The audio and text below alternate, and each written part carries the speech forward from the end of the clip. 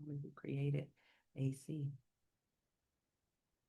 Um, hot girl, what? Holiday.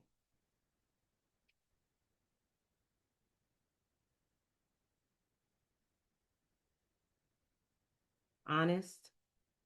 Open Oh, and transparent. where did I get G from? Girl, probably something in the G for girl. Transparent. Mm-hmm.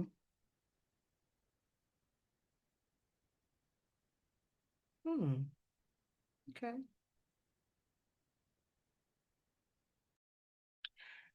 So, guys, welcome, Tanzanites. This is the first edition of It's Okay to Live audio and video. Now, you guys know that. Oh, wait, I gotta go live on Facebook and cut. Hold on one second. Gotta make sure my live's working on Facebook. Y'all know how that live go with me. Anything is bound to happen. I get notification. Okay, it's still trying. Good. That's what you there for. I have my assistant from So studio audience. Yes, we have a studio audience. Tell me if it's gone live yet. Yes, it is there. All right. Hi guys. Tanzanites. This is my first edition of It's Okay to Live podcast, video and audio. You already know that you can catch my podcast on all podcast formats across iHeart, Apple. I mean, those are the top two, right? Go to itsokaytolive.com. Right at the top of my website, you can click and go directly to YouTube. Let's say you know somebody that doesn't have social media. Oh, guys, I have a guest. Look at me thinking I'm here by myself today. Y'all see this beautiful woman next to me?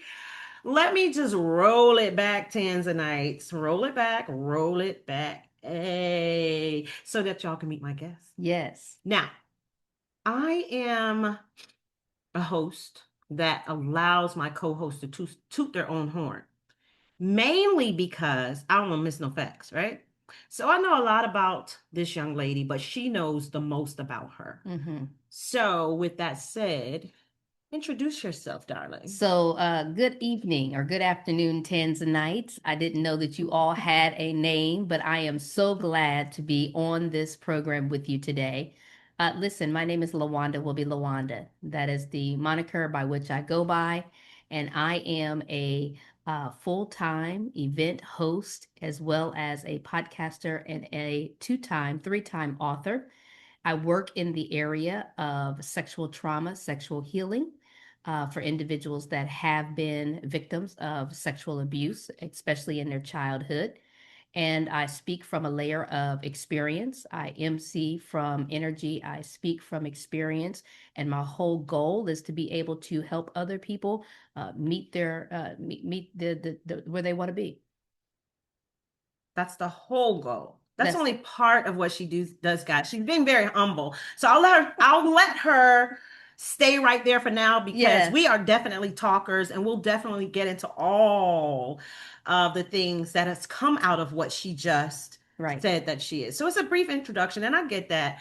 So welcome. Thank you. It's okay to live. You will be able to catch the audio versions on the formats after we finish this video and audio. You know, I go live, I don't do edits, so everything is off the cuff. We decided to do this This morning. So another thing you guys know, Lawanda does not live here. She lives in a different city. And so before she left, we were like, let's Do a well, podcast. she was like, Yeah.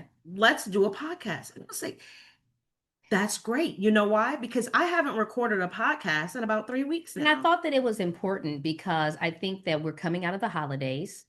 And I believe that we go into the holidays with all kinds of expectations, all kinds of challenges, some good, some bad.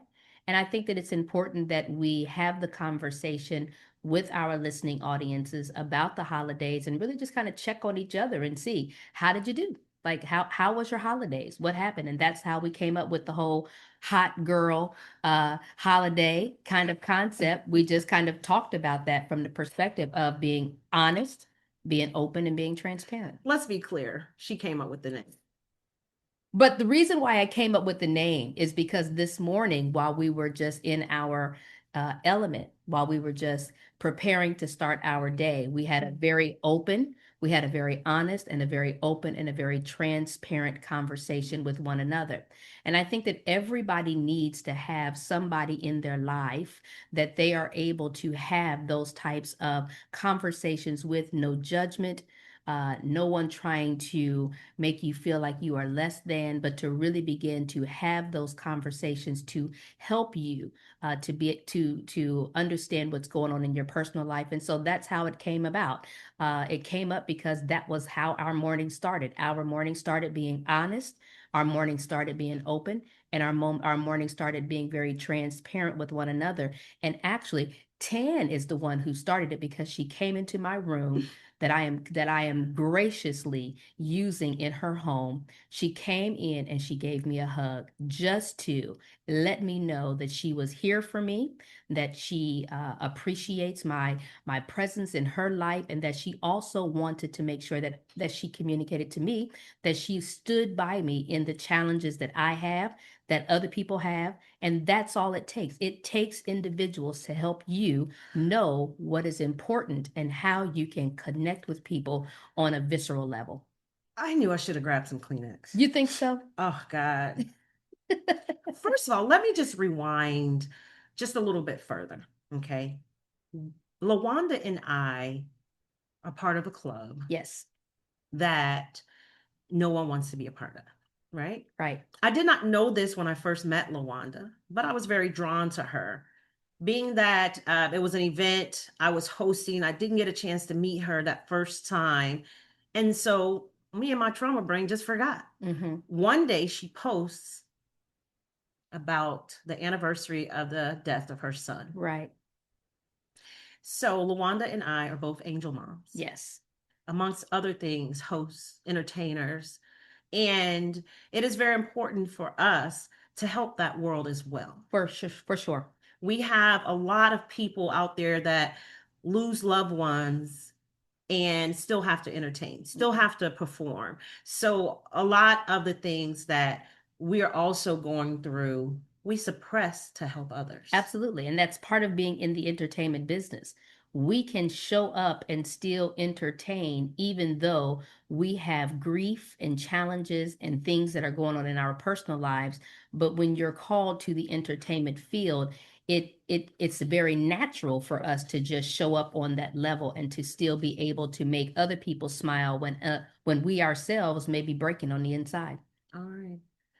So the topic today, Tanzanites, is I don't know why I can't get it. Maybe because I'm a little, you know, challenged when it comes to being a hot girl. My inner hot girl is there, but I know that the church folks probably frown on it. So, hot girl holiday. Yes. Tell me what that title means again. So for me, it was a well, let me roll back. I made a decision this year that I was not going to continue to holiday the way that I have holidayed in the past, that I was Hmm. going to make some decisions that were going to be for me and not necessarily based on the other people that are around me. I made some decisions that was going to free me, satisfy my soul, give me inner peace, help me to be able to transition through difficult times. And part of that was the requirement that I be honest about where I was in my own personal life and that I openly communicated those things with other people that were around me, and that I gave them a transparent understanding about why I am where I'm at. So it just became one of those moments for me where I made a decision that I was not going to do the same old things that I have always done. And for me, it was a challenge because there are a lot of people in my immediate family who disagree wholeheartedly with the posture, with the position, and with the position that I have taken. And I don't apologize for that. I think that it's necessary that we learn how to handle our own stuff without being concerned about how other people are going to feel about it and how other people are going to experience it. Now, the difference between Lawanda now is she made a conscious decision. This is the first year that I woke up not in tears from missing my son. Yeah. I didn't even recognize what was happening. I usually travel during the holidays, create a very busy schedule, and I didn't know I was doing it not to feel, Mm-hmm. right?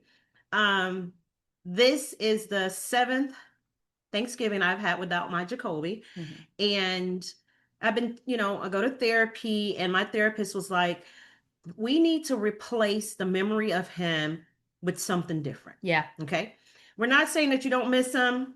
We're not saying that your heart is not breaking. We're not saying that you don't want him here. But let's try to do something a little different. I had an attitude. You ain't gonna tell me what to do with my grief on my holiday, lady. My therapist loves me, but I don't like her that much. Okay. So I woke up. I was supposed to go visit my family. Right. I waited to the very last minute to say I wasn't coming because Mm-hmm. I knew that would make them sad. Right. And I didn't want to be a part of making them sad. Right. Right.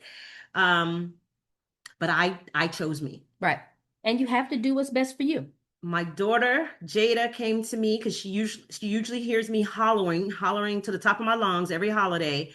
And she goes, "Are you okay?" And I said, "I am." And I realized at that moment I did not cry Well, for the you first holiday since my son has been well, murdered. you understand, I mean, from a biblical perspective, that seven is the number of completion. I knew she was going to drop her pin on that. Shut your mouth. Seven is the number of completion. I'm gonna run around chills.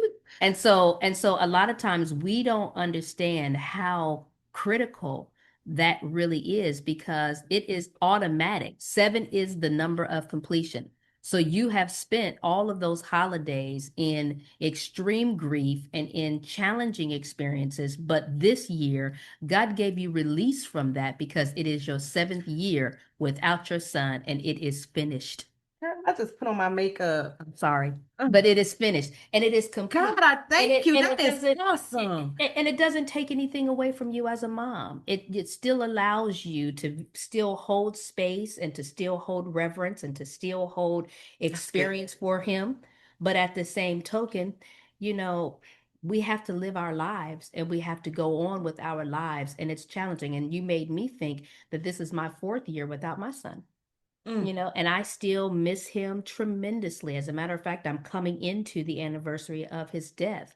And so it's always been a challenge for me when it comes around time for these holidays, but the only thing we can do is continue to be honest about where we're at, to be open about it, and to be transparent enough to share those frailties with individuals who can handle it. We can't give that to everybody because everybody can't handle our grief. Everybody can't handle our pain.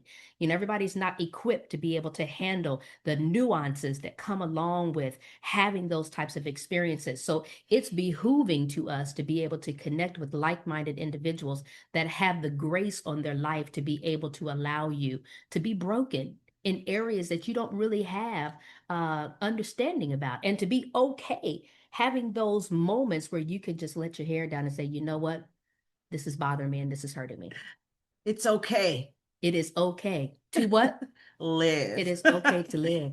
So, hot girl. God, what I keep saying, hot girl. Hot girl Because that's the name of the holiday. song, Hot Girl Summer. Is it hot girl holiday? Yes, we are Hot. hot girl We holiday are hot because we're in girl the holiday, holidays. Yeah, because right? we're in the holidays. And so people come to holidays, especially families. Families come to holidays with all kinds of different experiences and expectations.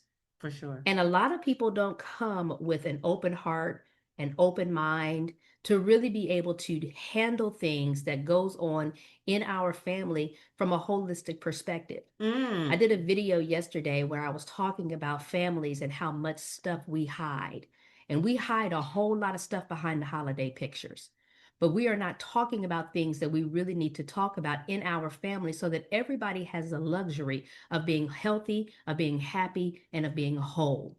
And we've got to get to that place where we're able to have those hard conversations with our families so that when we do holiday together, we're not doing it from a performative status. We're not doing it because this is just what we do. And we're sweeping under the rug the painful things in our family that we don't know, we just don't want to talk about. So when it comes to being an honest and an open and a transparent individual during the holidays, you will find that there will be a lot of pushback in your family because of that. And the thing is, people think if you're an entertainer that it just comes natural to you, that you just love to entertain and that you're always on. You told me something today that blew me away. You told me that you actually DJ'd your son's repast. And you were in complete grief, and everybody was having a good time. Everybody was partying. Everybody was having a good time. But you are literally in open, bleeding, wounded season of your life. But you were doing what you are already known to do, and that is to be an entertainer because we can use that skill level, that entertainment to cover up the reality of the pain that we're in. You guys that have entertainers in your family, please take a note here because it's important that you recognize that just because the person has entertainment in their blood, they still bleed just like you. And to give them the space to be able to have those experiences without you desiring that they just continue to perform. Because believe you me, if we continue to perform like that, a breaking is coming. And will you be prepared to deal with that breaking when it comes? Do you have the skill? Do you have the power, the ability, the effort? Can you pick that person up when they really fall? Are you there yet? But until we get to a place where we honor honesty in our core families, honesty has got to be the thing. We hide so much stuff and put so much stuff under the rug that when honesty comes to the table, nobody knows how to deal with it because we said it this morning, the truth hurts.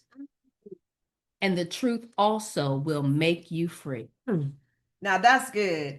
The thing is about covering someone that is the entertainer, who is the performer, is that you'll always say, I didn't know. You Yeah, know, so many actors, actresses, or entertainers, period, has look at the football player, absolutely. you know, literally got a multi-million dollar contract and And killed killed himself himself.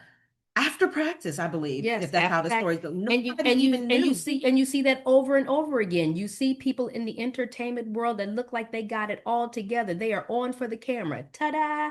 But behind the scenes, depressed, emotive, don't have anyone to talk to. People got their hand out. Everybody's trying to get something from them, and they Ooh, don't have an avenue to be able to release that pressure. That's why we are advocating today that you also have a hot girl holiday or a hot man holiday. Learn how to be honest.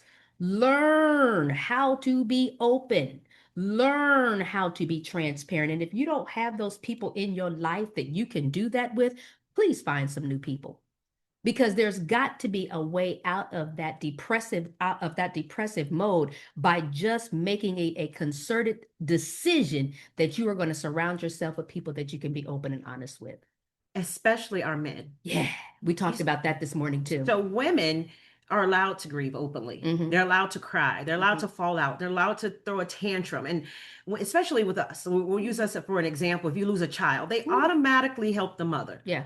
They'll help the dad if the dad allows it. Mm-hmm. But a lot of times dads don't want that. They don't want to seem weak. They Right. see that as a weakness. Right. So we They do. have to check in on our men, Mm-hmm. especially our black men. I'm kind of partial, okay? I'm black. Mm-hmm. No, nothing to the other races, but our black men, I feel like, have it the hardest. You Right. know, other black boys are raised to not cry. Get up, you okay? Yeah. So it starts at a At very very young young age. age. Right. Then you have the men that's trying to take care of their wives because they've lost the child, but the man is equally affected Surely. and he has to funnel it through drugs, alcohol, just, hanging with the fellas and leaving his family and losing his family because his grief is so great that he's not able to express or he doesn't know how to. Yeah. I have an interesting story about that. I remember when we had to call. I remember after I got the phone call that my son had passed away. He passed away at university. He was in his college dorm room, and it was natural causes. So it was, So my story of losing my son has a little bit less of a sting as yours does, because Don't do that. I was aware, and I knew that at some point in time that his medical condition was going to claim Oh. his life. So Mm. we were, and both my ex-husband and I say this, we were prepared. Even though we didn't know when, we knew it was going to happen at some time in our lifetime. We knew this was going to happen. So when we got the call, and I immediately am headed down to the university to be able to, because I wanted to see him. I wanted to know, did he fall in between the toilet and the bathtub? Was he hurt? Was he scared? Was he alone? There were things that I wanted to know as his mother. But I remember having to make the phone call to the family, and specifically to call my mother, and how we him hauled away. Like, we were making secret conversations, secret phone calls. I'm calling people in the city where my mom is at, go to her house. I need to break some news to her, and we are coddling this moment for my mom. But my ex-husband is an over-the-road truck driver and was in California. And we just picked up the Mm. phone and just blurted it out like, boom, Mm. He Dewan didn't have a died. support And system. he didn't have a support system. He was out on the road Mm. now, and he did let me know he made it from California back to the city that he was in record time. But there, it was interesting how we did not take the same kid gloves. We didn't take the same kid mittens to let him know. And that was his seed, his only son. So we didn't take that kind of care and concern and breaking it to him. We just told him, and he was on the road. Anything could have happened. He could have had a massive Mm. heart attack. For sure, for He could have sure. ran off the side of the road. And so when you're talking about men, and them not, and us thinking that they don't have emotions and they don't have feelings, we've got to stop that. And we have got to learn that even though they don't have the space to express them the way that we express them, that they still have feelings and emotions and things like that too. I just talked to my ex-husband today. We had this exact same conversation. It appears that way, but they do have emotions. They just express it in a different way. For me, I always say that men are more emotional than women. Really? I do. I just think Mm-mm. they never got the outlet to express themselves. I agree with I you. think because and maybe it's equal, but because we are more allowed to express our emotions, we Mm-hmm. get called the emotional creature. I Mm-hmm. mean, they say it's in our DNA, blah blah blah blah blah. Mm-hmm. I've seen some very emotional men. Yeah, I think men kill more than women. If I'm not wrong, I have to Google it. That shows a bit of emotion. That shows a bit of that's uh, rage, though. it's an emotion. Truth. So when you think emotional, you're thinking crying, Yeah. throwing tantrum. Theirs funnels a different way. You know what I'm Yeah. saying? If the man that gets fired, he comes back to kill his office. How often you hear a woman doing that? Yeah, I don't think I have, to be honest with you. Yeah, That is a response mechanism. It is an emotion, but it's more of a rage. yeah. Um, But what an interesting conversation. But the main point I'm trying to make is it's not acknowledged. Yep. You know, I've had a man recently tell me, why complain? Women are just going to throw it back in your face. They are just going to use it against you later. You might as well just keep it to yourself. Right. That's got to be awful. Yeah. You know, I know they have more heart attacks than women, Yikes. you know, Yeah. because they are not allowed. So if you have a man in your life, especially a man that has lost a child, Yeah. check on him. If Yeah. he's lost his mom or dad, check on him. If Check he's on lost them. his best friend, his brother, his sister, Yeah. check on him. A niece or nephew. Because I did do a podcast with my classmate who lost his nephew. Mm. And he called it residual grief. Absolutely. What 100%. do I do with residual grief when I'm missing my nephew and I need to take care of my brother because it Right. was his son? Right. But I'm sad too. I Right. love my nephew. Yeah, I call that secondary trauma. Ooh, that's good too. I Hmm. like that. Yeah. Talking to my niece today, I'm saying, hey, who did you talk to when your cousin died? Yeah. Yeah. No one. She was young. You know, my daughter, she was going to school. She was school age too. Both of my nieces are here. Hey, studio audience. They're in studio audience. It just made me realize I need to get back on my Jacoby's heart journey. Yeah. Um, I used to connect with everybody through Zoom, and now that I got Zoom on Black Friday, yeah, I bought something on Black Friday. Me too. I got Zoom on Black Friday, y'all. I I had got to. I Zoom had to too. come back. I had to get my own we Zoom. I couldn't keep borrowing people's stuff. did we did Forgive me. Don't tell the we masses, did we but did we didn't go to Target. We didn't go to didn't go to Target. Target or the other DEI places. But I think we weren't supposed to shop at all on Black Friday. My Mm. bad. But I did get Zoom now, so I truly have no excuse. So I'm going to hold myself accountable, Tanzanites, Yeah. that I am going to start the youth edition again, and it'll be via Zoom, and you guys will just have to help me get the word out for the youth because Yeah. that is my heartstring. You know, when that happened today, and I was a privilege to actually see you do that check-in with your niece, and I thought when I saw you do that, my immediate reaction was, that is wonderful. Because so many times adults do not give the young people an opportunity or a platform to actually say how they feel. And it was just the way you approached it. You unguarded her by the way you slid it in. It was nice and smooth the way you slid it in. Like she was caught off guard to the point where she didn't have a choice but to answer that question. And I believe because I was sitting next to her, I could feel the energy that was coming off of that situation because you were right. What you were saying was correct.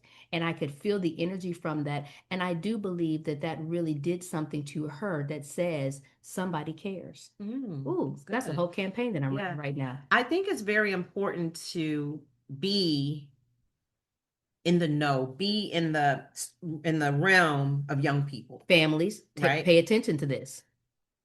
In church, the youth don't want to come back because typically they're being barked at.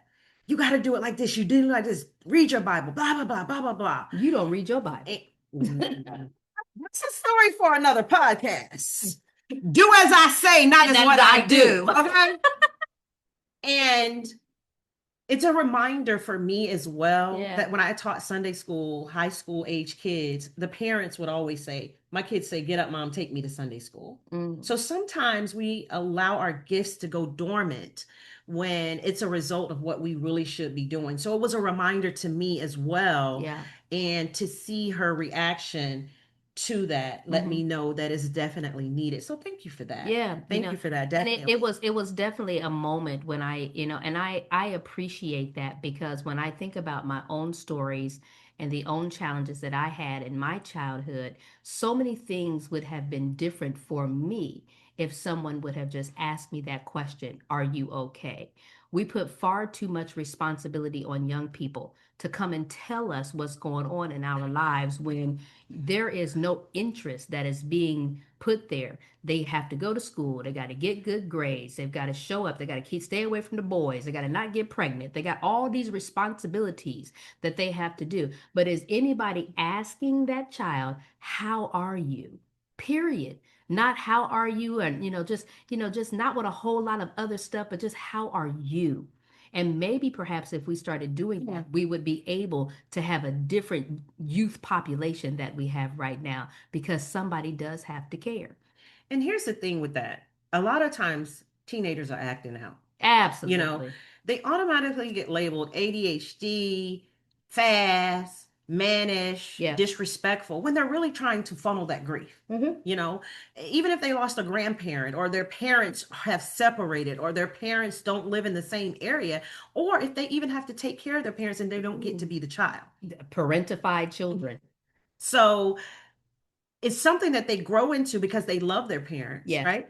So it leaves them no room to grieve the fact that they have to do this. Yes. And some of them, not to tell nobody's business, said they have to take care of their grandparents. They have to make Yes. sure that their grandparents take their meds every day. What? Right. You know what I'm saying? And on top of worry about your own grief Yes. for not having the family dynamics that you want, your cousin has passed away. Your grandmother has ill or whatever else that these Yeah. kids have to worry about or even Yeah. young adults. you Yeah. know it's a lot, and then you're competing with what you see on Instagram Oh and what gosh. you know Yes. it's being funneled as real life. And if your life does not amount to what's showing, you have the grief of that, and people don't realize that's a level of grief. Yes. If you're seeing somebody coupled up, date nights, with a new car, a new Constantly. phone, Constantly. clothes, hair, shoes, and you don't have it, It's a lot going on. These kids act out with sex, Hmm. drugs, Rock and roll. rock and roll. She just told her age. But here's the thing. While I was saying it, you were saying it too. I was So. about to say a Rolls Royce, not rock and roll. Okay, well, we're gonna go with that. It's interesting because I made a decision this Thanksgiving that I wanted to spend my Thanksgiving with an intact family because so many of us don't have that luxury and we don't see that modeled. We don't see the model of the man being the provider, the woman being the person at home that takes care of the home and takes care of the children. And I'm not talking about no enslavement stuff, but just out of our own natural how we were Oh, created you to can get be. some backlash for that Oh one. yes. Listen, I tried to clean it up because I knew it was coming. And to be honest with you, listen, let me just say backlash away because I enjoy my womanness. I don't need I don't need to buck up against the authority of the head of the household. I don't have that desire. I don't have that need. And I'm educated and I'm smart and I got my own money and I'm independent and all of that too. But I think now we're moving into this era where we are now looking for the soft girl era. Well, soft girl era comes with some responsibilities that you uphold. But I wanted to spend my Thanksgiving with an intact family because I wanted to absorb what does that feel like? What is it like to just be in the midst of children who respect their parents and who love their parents, blended family and all, all of that, but just the dynamics of that and to watch it unfold and to be able to spend 2 3 days just immersed in that experience was a beautiful thing for me to see. And I believe that a lot of our young people are looking for that type of an experience as well because our families are so darn dysfunctional. Do they know to look for that? I mean, because I didn't know my family wasn't dysfunctional. I mean, I didn't know my family was dysfunctional until I met another family. I can't answer that question, but I think that we all know what's working and what doesn't work. And I think that if we're coming up in an Hmm. environment where we see a lot of arguing, a lot of fussing, a lot of hatred, a lot of disrespect, I think we know deep down that that's not how it's supposed to be. Because Hmm. the family is supposed to be about support and about love and about care and concern. And when we're doing everything except for that, I don't think anybody has to tell us that that is dysfunctional. I think we know, like, yeah, and we make pacts within ourselves that when I get older, when I grow up, when I get a husband or when I get a wife, I'm never going to treat them like That that. is true. I'm never going to go out like I'm never because we learn as much from what we see as we do from what people do. We learn as much as what from what people say as we do from what they actually do. So you have to realize that yes, you may not call it that, but viscerally, in your gut that this ain't healthy. So what do you do with that guilt that you may have because you made a decision for you? If you made a decision to be around another family, and you're Mhm. saying this, so your family may hear this. Yes. So you have the backlash that may come. What did you do with that guilt that may have come, or did you have any guilt? No, I didn't have any guilt. Not at all, because my family is in a very dysfunctional place. And we acknowledge that we're in a very dysfunctional place. And because I am on my hot girl holiday doesn't mean they're on their hot girl holiday. Just because I'm here and I'm able to be honest and I'm able to be open and I'm able to be transparent, not everybody came into their holiday with that experience. Many of my family members still want to live in the lies of the past, and I just simply had to lay that down. I'm not there anymore.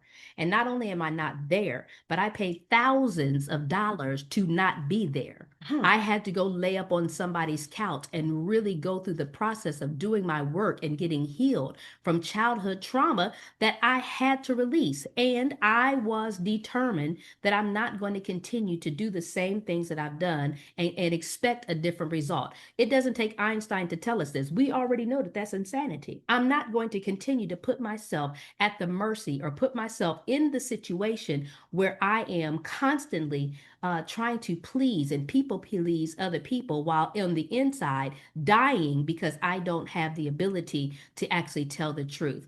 When you step into truth, you will carry truth with you no matter how far you have to go. And you will not look back. You will make a decision to actually tell the truth. So, that is a very good segue into figuring out what are you actually saying? Like, why is your family? I mean, I already know, but I want my Tanzanites to know. Tanzanites. What has caused this Yeah. break? I'll call it. Yeah, so I can tell you that, and again, what I'm about to say is not necessarily meant to trigger anybody, but it is meant to trigger somebody. And I know that that's a crazy way of saying that, but we are about to enter into a part where we talk about childhood sexual abuse.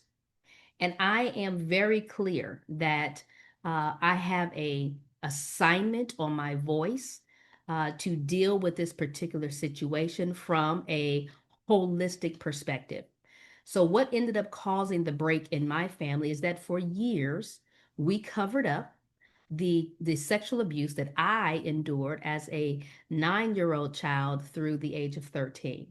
Now, I wasn't like, the people that you see on the internet right now that's having this whole tell somebody campaign where they are now telling people about the abuse that they suffered. I already knew, or the abuse that I suffered was known. It was seen. They already knew that it happened. So I didn't have to go and tell somebody. But the challenge was that they were very angry and very upset with me because they wanted me to keep that secret, even though that secret had to be exposed. And so that's the reason why I came into a place where I realized that I was no longer able to keep that thing a secret any longer. It came as a result of a trigger.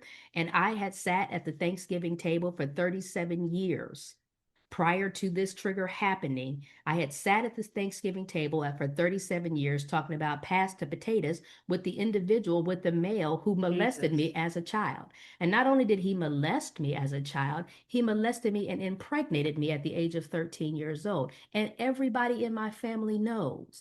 But they're angry with me because I had the audacity. Whoa, audacity. I had the audacity to walk away from that after he did something to me at the age of 51, which caused everything to unravel. And I'm never going back there again. I'm not hiding that. I'm not going to stop talking about it. I'm not going to put myself in a situation any longer where I have to swallow that trauma for the comfort of somebody else. So, yeah, go ahead, be mad. I'm going to go over here and hang out with these intact people because over there, they would never have let that happen. Mm, mm, Deep mm. set. Yeah, That I've that had to that has learn. so many It levels, does. And Wanda. I've had to learn that when I tell my story, I have to give people a moment. Like you just said, And I've heard it 3 times. before. Right. I have to give people a moment to digest that because that's a lot. When people actually know, we talked about this. We were talking about earlier about, the kids have to know somebody that knows somebody cares. I started a whole campaign just based on the reality that survivors need to know that somebody cares about what is happened to them and how challenging they have experienced this thing. But I've also had to learn how to give people a moment to breathe after I say what happened, because I know that there are millions of people that have never gotten to the place where they can name it, blame it, claim it, grab it. They have no ability whatsoever to open up their mouth and say publicly and openly that, yes, I was sexually abused. Yes, I know who the abuser was. Yes, that person is still alive. And yes, I was affected by it. And no, I'm no longer going to continue to operate under the auspice of secrecy. Mhm. Uh, On top of losing my son. s- It's like I'm talking gut punch after gut punch after gut punch, and still have to wake up, show up, go out, do my work, entertain my crowd, plan it right and do all of the other things, I still have to operate my life. So when I start making decisions to not go back to that table and decide to pass Thanksgiving potatoes around with people who don't want to, just at the basic level, acknowledge truth, I'm gonna go ahead and have my hot girl holiday someplace else. So, just for my Tanzanites, what Lawanda's book is about Yes. is what happened to her. Yeah. Um, from the age of 9 to 13, she was sexually abused. The main thing is, statistically, it's someone that you know, Yep. someone in the family. But 98%. 94% of sexual abuse victims know who did it. in Lawanda's case, You can tell them. it's her mom's husband, which was her stepfather at the time. And Whoa, ain't go. what's wrong? Yeah, no, no, no. Because I never acknowledge him as my stepfather.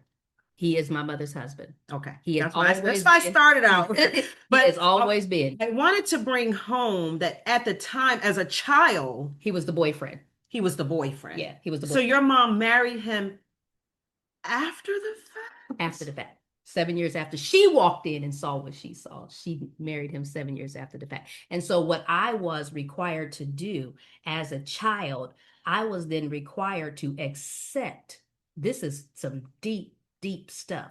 I was then required to accept his presence in our life because his presence in our life had more value to my mother than I as a child did.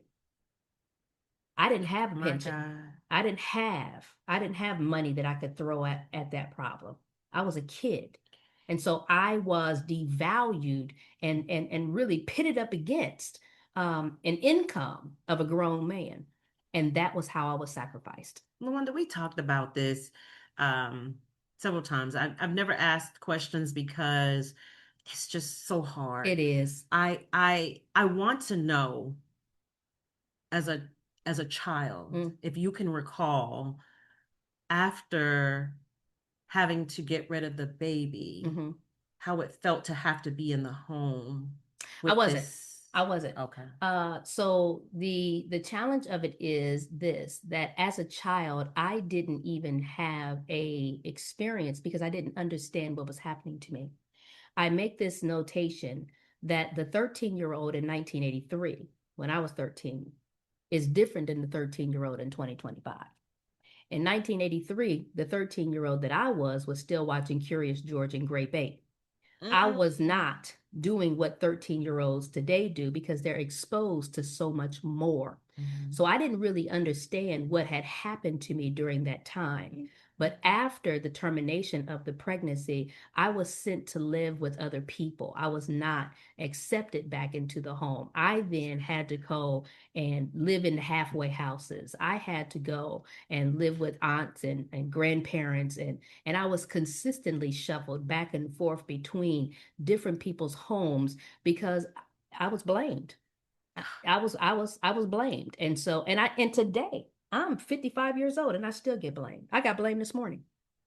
This morning in your house. I'm on the phone like, am I hearing what I'm hearing? Because can I just be clear? And I want to look dead smack in the camera when I say this, because I want everybody under the sound of my voice to know this. The child is never at fault. The child is never at fault. I wanted to lean in and say that. And I don't care if you're talking about a child in 1983 or a child in 2025, the child is never at fault because the adult is supposed to be the adult. And at the end of the day, if that adult is taking advantage of a child, they're the ones that are at 100% at fault. And I don't care what that kid was doing, that kid is still a kid. And to this day, nothing was ever done. No, um, nothing was ever done because we hid it. And there are a lot of people who get very angry at me that love me when they hear me use the word we, because that includes me. One of the things that is happening to me right now is that the constant banter that I'm hearing in the background from those who disagree with me, the banter that I'm hearing is, but why didn't you say something sooner? Because there is a, I'm like, because I didn't have to, because we already knew. This is not a secret. Like I'm like, and so, and then I come back with the exact same question. Well, why didn't you? Because there are so many people who keep asking the child why the child didn't make a move. But there were tons of adults, one in particular that I was speaking with today. You were there and you knew, and you didn't do anything either. See, there's this thing called Child Protective Services, right? They don't protect nobody's kids. Yeah, they do. They do good work, but but sometimes, but we do know that there are problems in the system, that there are challenges in the system where the system doesn't always work. So there was a fear. Part of what kept me silent as a child was being told that if I said anything, that we would have to go and live in children's services. And that me and my core family, my sisters, we would be separated. And that we would probably end up getting with someone who would be mean and nasty to us. And all of those stories are going around. And, so that was one of the reasons why I didn't say anything. But it's interesting because the adult that I was talking to today that's trying to intermediate this situation, because it is an ongoing battle where I am flat footed and saying, no more, I'm not hiding this any longer. I'm going to write my books and start my organization, and I'm going to help other people get to the point where they're able to articulate out of their own mouths what happened to them so that they too can grow. I'm dedicated, and I've dedicated this experience to that. But it's like that the reason why she's explaining to me that she didn't is because she was afraid that children's services would come and take me and my sisters away. So the adults are having the exact same fear as the child, but yet the child was supposed to have more capability, more ability to be able to do something that the adults in the story was unable to do. But when I say the word we, people get angry with me because they're like, you are the victim, survivor. I'm the advocate. I'm no longer a victim of it. I'm a survivor and I'm an advocate of it. But you were the victim of it. And so how do you include yourself? I include myself because when I was a child, I thought as a child. But when I became an adult, I was supposed to put away childish things and I didn't do it. I continued to cover up for that individual when there was still statute of limitations, when I could have made a choice, when I could have done something, I still did it because I was protecting the people that was involved. That accountability is abundant. Yes. That it is. Let's introduce the book. Oh, sure. Yeah. So she talks about this in her book, and I want her to tell us about the other things that has come from it. Sure. So before we actually introduce the book and where to get it from, I want to say I'm so proud of you. Thank you, girlfriend. You know what I I appreciate that. Like I said, the abundance of taking part of that, I get it. I also get the other side. Yeah.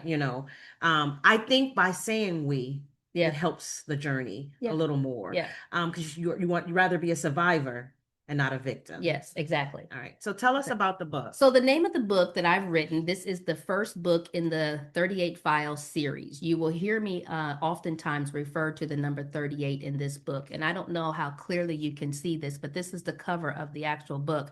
I'll hold it to an angle so you can see it. But in the book, you see that there is a little girl. She is in her closet. And there is a gun being pointed towards her head. That gun happened to be a 38 caliber weapon. So the reason why this book is called 38 Silencer is because I kept this secret for 38 years. Nice. For 38 years. And the what silenced me was a 38 handgun. So that has a lot to do. And I talk about, the story in the Bible. There was a man who laid by a pool called Bethesda. And this man was an invalid. And so he laid there for years. He met friends, he established relationships, he knew his neighbors who was also disenfranchised or invalid or unable to walk or had something wrong with them. And they were all laying by this poolside waiting for the water to be troubled so that they would be the one that would be able to get into the water and get healed from whatever their ailment was. But in the process of them lying there, they got to know one another. They became friendly. They started knowing, whose children was who, and communication and community was being born around this pool. What's interesting about that is that a man comes on the scene and he asked the invalid man who had been laying by this pool. He asked him a simple question. He said, "Do you want to be made whole? Is that what you want? Do you want that?" The man said, "Absolutely, I want to be made whole." And so the commandment was for that man to pick up his bed and walk. That man didn't need the water. He didn't need the pool, because the excuse that he was always making was that, well, every time the water is stirred, somebody runs down and gets in it before me, and I can't move that fast, and I'm broken, and I'm invalid, and I can't, and I can't, and I don't know how, and I miss my opportunity, so I just have to lay here until the water gets stirred again. But the reality was, he didn't need, all he needed was a word that said you can be free when you make a decision to pick up your own bed and walk. How long did that man lay by that pool of Bethesda? He laid there for 38 years. She's trying to make me shout. 38 years. So when I think about my own invalidency in dealing with the abuse that I suffered as a child, when I think about carrying what I carried for all of those years, when I really think about it, I didn't need anybody to give me permission to heal from it. I just had to make a decision to do it. And it just so happened to be in the 38th year of my life. So wait a minute. Okay, so we it was 38 years you were silent. Yep. The gun part. Yeah. So Oh wait, do we want them to read it in the book? No, it's fine. Okay. It's fine. Yeah, I do want you to read the book. That's www.lawanda.com. Tell them again. Wait, The do a little bit slower so we can www. You don't I'll need the put it in the www anymore. comments. You don't need the www anymore. But my website is Lawanda, so LAWANDA, will WILL, just the letter B, and Lawanda again. So Lawanda will be Lawanda.com. Girl, I don't mess that up. LAWANDA, Uh-huh. WILL, Mm-hmm. B, Mm-hmm. LAWANDA. Okay. .com. .com. And that's where they can get the book. That's where you can get the book. All right. And that's where you can really find out all kinds of information about me, what I'm doing with this trauma release, how I'm using this moment in my life to be able to fuel and set other people free. It has morphed into an entire 501c3 program, into an entire nonprofit organization. I travel around the country. I speak to law enforcement agencies. I work with other individuals so that they too now can spot the signs of grooming. I talk with them about how digital grooming is happening, what's going on in the field. Like it's like the moment, hear me when I say this and hear me clear. The moment that I made a decision to be honest, to be open, and to be transparent, the floodgates open. I cannot contain how quickly the ideas, I cannot contain how fast the organization is growing. In 1 year, I have managed to do so much work in this field because I have a lived experience that's much different from a psychoanalyst talking about it from a clinical perspective. I lived this. This is my freaking life. I lived this.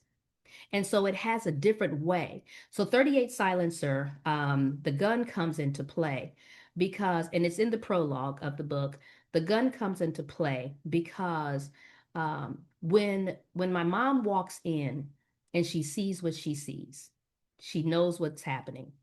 I got up and I ran to my closet because I was afraid. And I was sitting in my closet and I could hear in the bedroom that she was in that room fighting for me. I could hear their voices. They were escalated. I could hear him trying to explain what you really You can't really explain that, right? Right. I hear him trying to explain my mom is having a complete breakdown. It is just a snotting, hollering, crying, just terrible experience going on there. And at some point in time in that exchange, his voice changed. It changed from trying to explain what can't be explained to begging. And I write in my book that I believe that in the prologue of the book, I say, I believe that was the time in which she had reached the lower drawer of her nightstand where she kept her 38 revolver, because he is now begging for his life. And at some point in time in the begging for his life, I hear her coming close to me. I hear her walking towards my bedroom. I am expecting her to reach down, grab me, pick me up, hold me tight, and do what a mom does in this type of a situation. But instead, when I was able to muster up enough strength to lift up my head, she was standing over top of me with that 38 in her hand. Because at the end of the day, listen, somebody had to be at fault. And this thing was getting ready to tear our family apart. Wow. So that's how the gun comes. She vehemently denies this portion. I was. Oh, she said you're making it up. Oh my She gosh. vehemently denies this portion. She did acknowledge to one family member when the story first started coming out. She did acknowledge that there was the gun, but now if you ask her about the gun, there was never a gun. Because I mean, who wants to really live that? Who wants to really accept that? And can I just say that this is the reason why the family is angry with me, because they can't believe that it's not so much that it happened. Their anger is because I'm telling you. And so they're not angry with your mom. I don't know. I can't answer that question for them. It doesn't appear, because everybody is on that side and against me. And it's as if I have been down here in these last 3 years just living on a bed of roses. Like what? Y'all don't think that I've had any type of therapy? Was horrible. Can I just Yeah. Yeah, that I think that's a good thing to say because people think that it's all, oh, gumdrops and rainbows. You're gonna sit and lay on the couch. oh, I never got a couch. Let me I just say that. I got a couch, but there were times when I couldn't even sit on the couch. There were times I had to roll on the floor. Like it was gut wrenching. It was painful. And to complete that course, a lot of times people will go and have one or two sessions and say that they've been through therapy, but you didn't finish the course. I can speak so freely because I now have tools that I can use to protect myself. I also have tools that I can use to protect you too, because it's a hard story to tell. I typically am not this open about it because I have to be cognizant of the 42 million Americans, according to the CDC. A study was done in 2025 that there are 42 million Americans that have this exact same story. And they 42 million? 42 million Americans that have this story. When you say same exact story, are you saying that the mom's boyfriend? No, I'm saying that there are 42 million Americans with childhood sexual abuse in their Gotcha. lives. So it doesn't, because see, it's not always the boyfriends, it's not always that, sometimes it's the uncle, sometimes, and let me be clear, sometimes it can be the aunt and the sons. It's not always the male on the female. It can be the females on the male as well. It can be male on male. Predators are everywhere. They're everywhere, and they're not going anywhere unless we begin to expose them and we stop normalizing them. The challenge that I have right now in my story is the reality that we normalize the predator, but we ostracize the survivor. And I am being ostracized like nobody's business because I have the audacity to tell this story out loud, which I would have never done. I only did it because there was no uh, desire in therapy to help me heal. So, one of the things that therapy does, and those of you who have been through therapy can attest to this, a lot of times people think that therapy helps you to suppress whatever it is that you are going to therapy about. But what therapy really does, therapy uproots stuff. Therapy brings stuff out of you For that you sure. are trying For to sure. that you are trying to suppress. So what ended up happening with me was therapy began to bring that thing up and out. And when it came a point in time for us to have our family meetings to say, hey, this we've got to deal with, that was met with, we ain't dealing with this because we don't talk about that. Well, what then do I do with all of that up and out? It needed an outlet. So where did it go? It went into books. And it really wasn't designed initially to be published. It was really for me. But then after a while, it became a published work because I realized that I now have a responsibility to be able to help other people who also have this story find a way, find the courage, find the ability, find the need, find the outlet, find the roadway, find the map. I have a responsibility to now help individuals tell this story and take the shame off of it so that they can be free. For sure. And that's what I'm going to do. So let's talk about responsibility because Yes. that goes back to you saying we, right? Why is it your responsibility? And you're the victim cancer. I think that the honest to God truth for that is that I just wanted to shoulder some of the weight. And I know it's not mine to take. It's just an act of grace.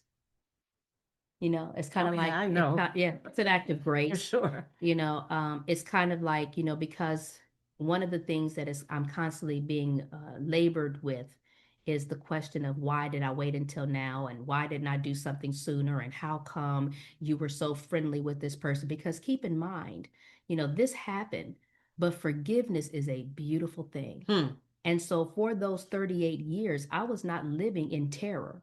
I was not living in trauma of this individual. Yes, I had things that I did that I used to protect myself. For instance, one of the things that happened was when I moved to another state. I moved to Florida about 20 years ago.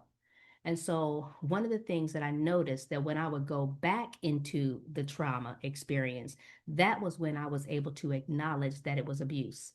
But while I was in it, it didn't really seem like that. It just seemed like it was something that happened that shouldn't have happened. And everybody was so good at cleaning it up and sweeping it under the rug that we didn't really talk about it. So, and I had so many other people that were surrounding me that helped me to keep it quiet, that help keep that thing under wraps. Like we worked hard to keep that thing under wraps to protect the names that was associated with it. So I noticed that when I would start to go back, I would start to have some kind of like, some moments, and I wouldn't spend any time in the city. I would go in on a Friday and I would fly out on a Sunday. I didn't spend any time there. And when I was in town, I had certain things that I did automatically to protect myself in that type of an environment, in that arena. And of course, what ended up happening and caused all of this to come out is that during one of those trips, my first time on an extended trip to the city, to be able to assist with the medical need, that was when the pedophile of my story, the predator of my story, decided to reviolate. And unfortunately, he caught me at 51 and not 13. Okay. So there's a different level of fight on that, sister, right there. Different level of fight. All right. So the book 38 Silencer talks about what happened. What is it? Is this the one? I know you have a guide that you help. Is it in this book or is there other books that you have? No, so 38 Silencer, and I started this conversation and I lost it. 38 Silencer is the first book in the series of the 38 files. There's this one, 38 Silencer, and this book takes you up from the grooming process up into and they got married. And I cut it off. And the reason for that is because if I would have printed my entire story in one book, it would have been 400 pages long. And child, we ain't read no 400-page books no more. So this book is, I believe, 130 something pages. That'll give you, I can't see, I ain't got my glasses on. Do you? 173. Okay, so this book is 173 pages. Is there an audio version yet? Not yet. It will be because I'm a voiceover artist, so you would think that this. But right. But I'm waiting. Throw that in there. But I'm waiting because I want to get the whole series together before I actually start doing the voiceover. But it may happen sooner. The next book in this series is called Surviving the Help, and it has a funny story to it, and I'll share that in a moment. But it's called Surviving the Help, and that book takes you from the after the marriage up into the point of the trigger. So that takes you through the full 38 years of hiding this situation and keeping it under wraps and managing it so that that secret doesn't get loose, and what that looked like for me. That book is 3/4 of the way written. It should have actually been released on August the 22nd, which again is the birthday of the predator of my story, because I believe in making sure that I give back his baggage. You know, he gave me some baggage and I give it back to him on his birthday. Like, here you go. You can carry this the rest of the way. I see a Netflix special in the future. I just need to mark this on camera so that I can be a producer or director and get some credit for this. So, and this is my first time actually saying this openly. So you know, there are several people who know this. In 38 Silencer, I changed the names of the characters in the book. And I make no mistake about it. I typically don't in live interviews, but we did not preempt this conversation. So this is just us talking. But I typically don't reveal who the individuals are on camera. I let you read the book. But chapter 1, line 1, verse 1, I tell you exactly what you just found out. It is my mother and it is her boyfriend. I tell you right off the bat. So, interestingly enough, about this, uh, in in surviving the help, well, I take it back. I changed their names. The mother's name in the book is Avarice. The real pronunciation of that word is avarice. So Avarice, avarice. Avarice means extreme greed for material gain. That's what avarice means. But I call her Avarice because that sounds more like a name than avarice. And his name is D-Ray in the book, which translates to chaos. And good God, did he bring chaos into our life? Wow. Just chaos from the moment that he stepped on the scene. Because, he had a type and he only dated women with girls. Only. He only dated women with little girls. So he probably did it He before. did it before, and we know he did. There's a chapter in the book where we talk about having discovered that he had done it before. So I am not his first victim, but yet I'm still blamed. Even though we know I'm not his first victim, I still get the blame because no one wants to just deal with the reality that there's a pedophile amongst us. But during that time when I was growing up, my mom had some T-shirts made for us, and this is going to blow you away. These T-shirts, I'm already blown away. I know, right? They were burgundy T-shirts. She hates these shirts today. But the burgundy T-shirts said, her shirt said, I made 3 big mistakes. She had 3 kids. So our shirt said, we're off. our shirt said, mistake number 1, mistake number 2, and mistake number 3.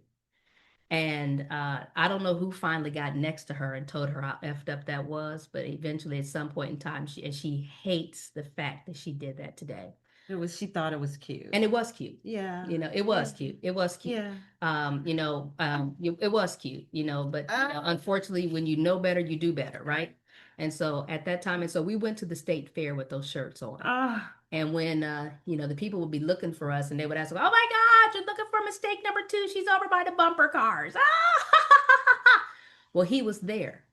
And his shirt said H period, E period, L period, P period. Help. It's funny because people thought, oh, you just need help with all of these girls. Ha ha ha ha. Look at that.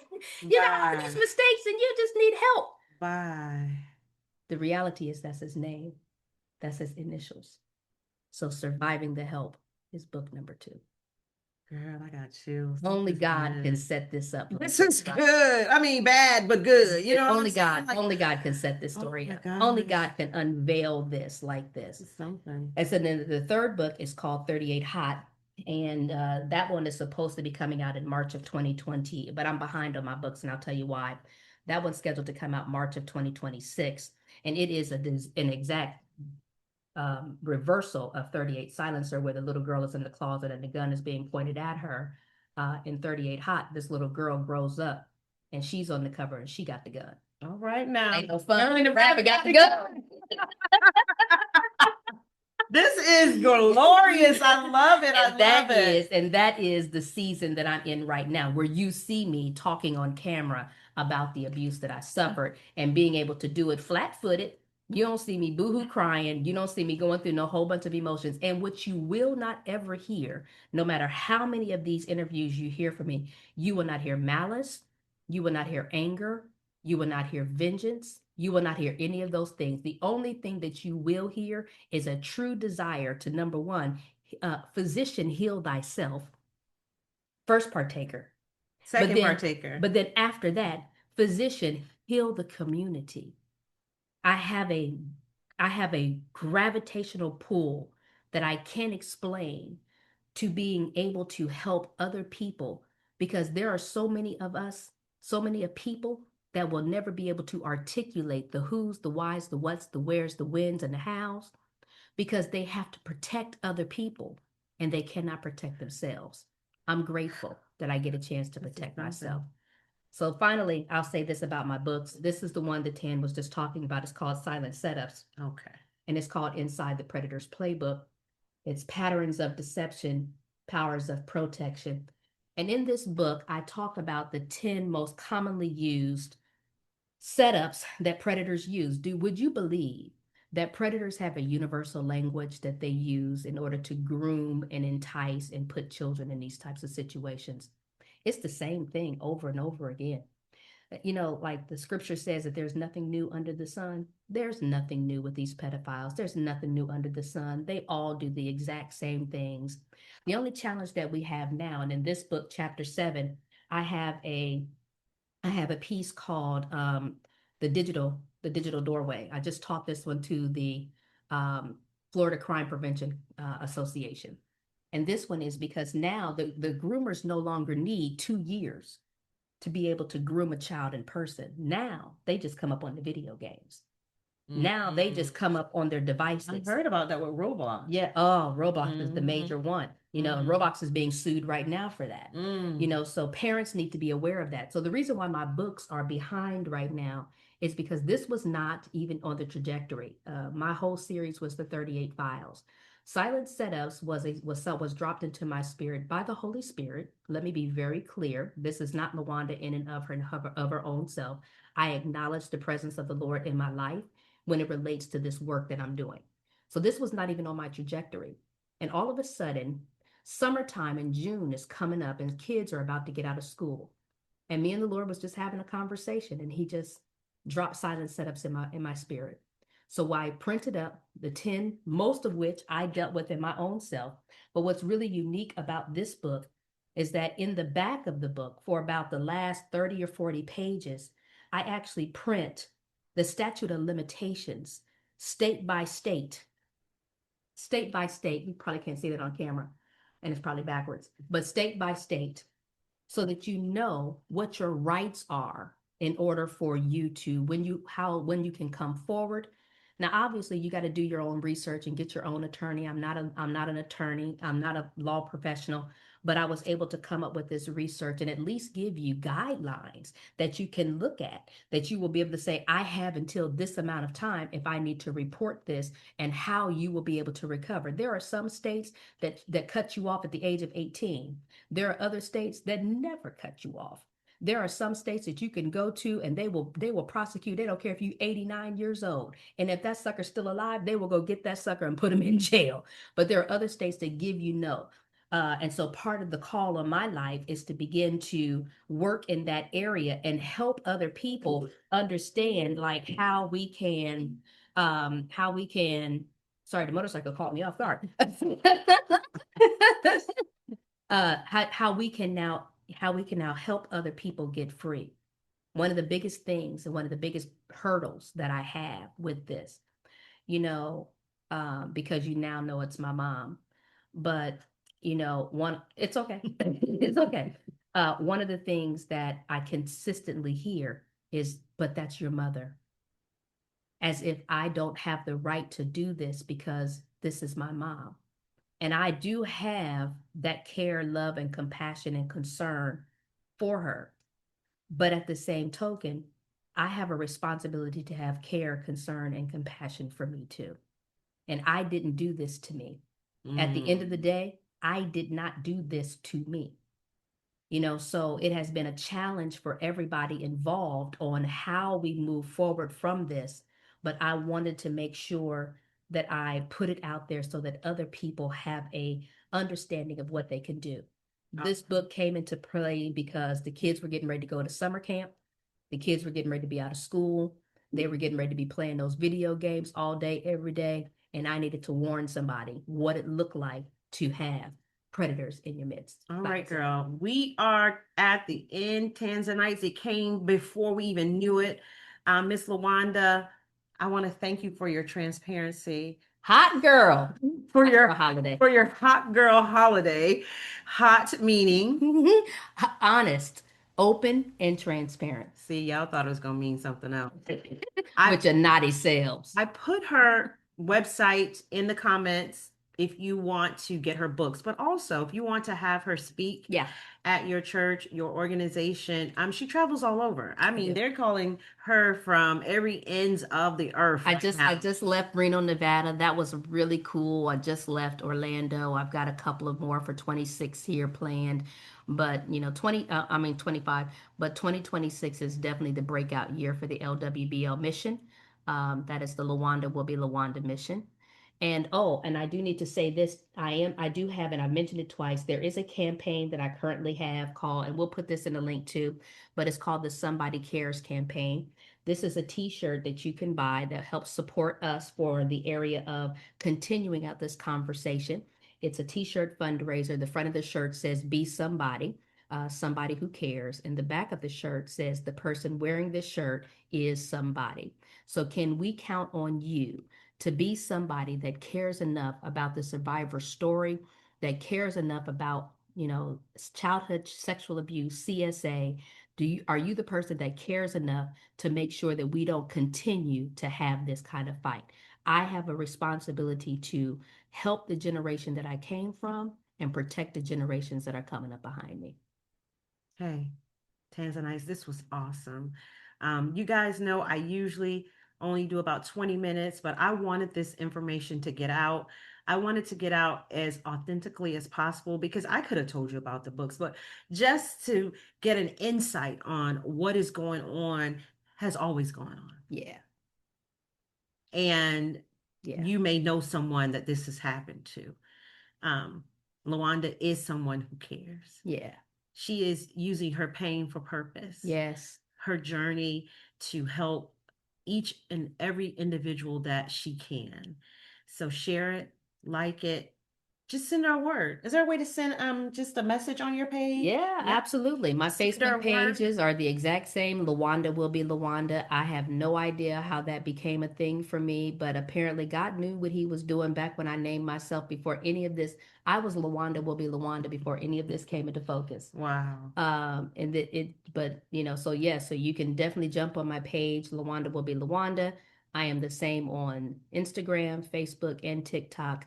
I will be honest with you, I'm 55 years old. You will find me on Facebook quicker than you will ever find me on TikTok or I'm Instagram. about to put something out there that she don't know. Lawanda just said that she got Zoom uh on Black I Friday, did. which means she could do some Zoom classes. Yes, I will be. There are lots. When you go to my website, you will see about 9 different courses that I teach, and all of those will become available on Zoom. That's why we bought it, because now is the time to strike. I have tenderized our community to a point where we are now getting comfortable. And I will tell you, Tan, I don't step into a room where I am not already there. Somebody in that room has that story. I did it on Thanksgiving. Went over to some friend's house and I asked, she began to confess that she was having the same situation. And I asked her if this was her first time saying it. And she said, yes. I give people courage to go ahead. And if you might not tell the world, but at least you can get it out of you because it is weight that is keeping you from reaching your full potential. All right, Tanzanites. If you want to hear a rebroadcast of this podcast, the audio will be available. The audio and video will be available on my YouTube. You can find it. I don't know what my YouTube is. It's DJ Miss Thanks. Tan. Everything else, you can go to my website, www.itsokaytolive.com. You can send me a message on there and it comes directly to my inbox. I had a brain fart that fast. Jeez. Where is it going? Blame the trauma brain. I blame that for everything these days. But Tanzanites, I thank you for joining us. Lawanda, thank you for joining us. Thank you for having me. Make sure you get a t-shirt. I'm gonna get a t-shirt Yay! to support. I'm gonna get the guide. I'm kind of afraid to read it Yeah. because I tend to, if anything looks like what's going on, we'll talk about that all right. Thank you guys for joining us, and I'll talk to you guys soon. Bye, Tanzanites. Hmm.